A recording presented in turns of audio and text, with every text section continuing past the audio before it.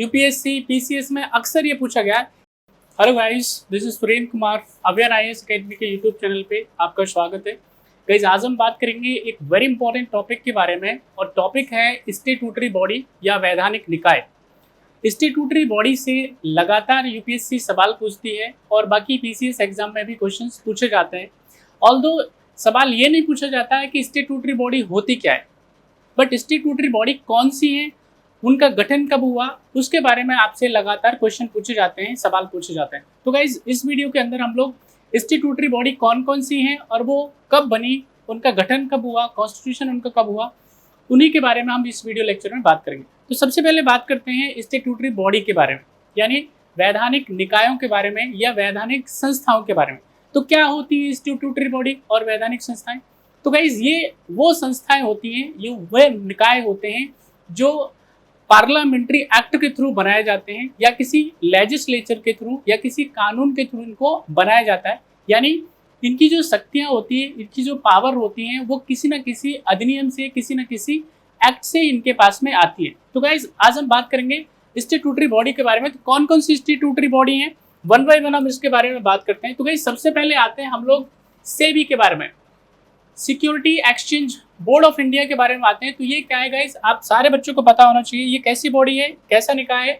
ये स्टैट्यूटरी निकाय है, एक एक बच्चे को पता होना चाहिए। सेबी एक्ट आता है 1992 के अंदर, तो ये आप सारे बच्चों को पता होना चाहिए। बहुत ही ध्यान से आपको इसको करना है। सेबी एक स्टैट्यूटरी बॉडी है जिसका काम क्या होता है, शेयर मार्केट को रेगुलेट करने का इसका बेसिकली काम होता है। इसके बाद हम बात करते हैं दूसरे निकाय के बारे में, दूसरी संस्था के बारे में, that is national human right commission.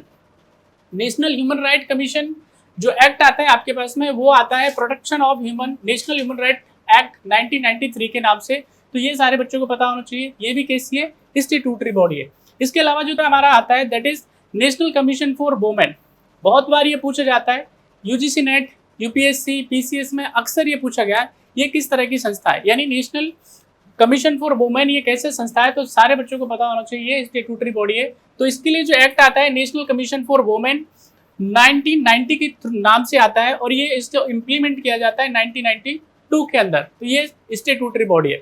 इसके अलावा जो चौथे नंबर की स्टैट्यूटरी बॉडी है वो है आपके पास में नेशनल कमीशन फॉर माइनॉरिटीज। यहाँ पे ये भी आपको पता होना चाहिए। नेशनल कमीशन फॉर माइनॉरिटीज जो एक्ट आता है वो 1992 के अंदर आता है, 1992 में ये एक्ट आता है।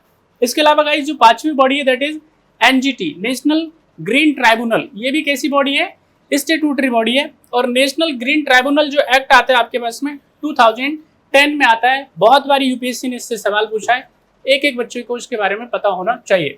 डिटेल आप इसकी अच्छे से अपने लेवल पे देख लेंगे।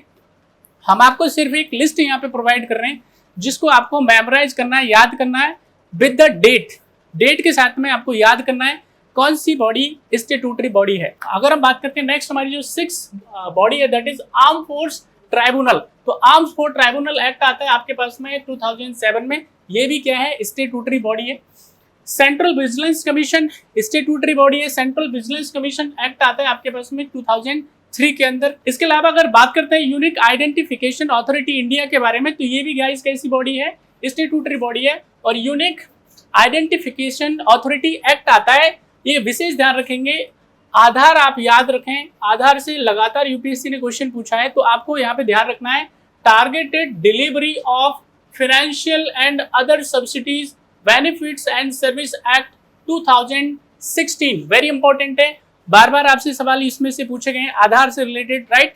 तो ध्यान रखेंगे, यूनिक आइडेंटिफिकेशन अथॉरिटी जो इंडिया है वो कैसी बॉडी है, स्टैट्यूटरी बॉडी है। इसके अलावा गाइस, हमारे पास very very important UGC NET के पॉइंट ऑफ व्यू से that is university grant commission.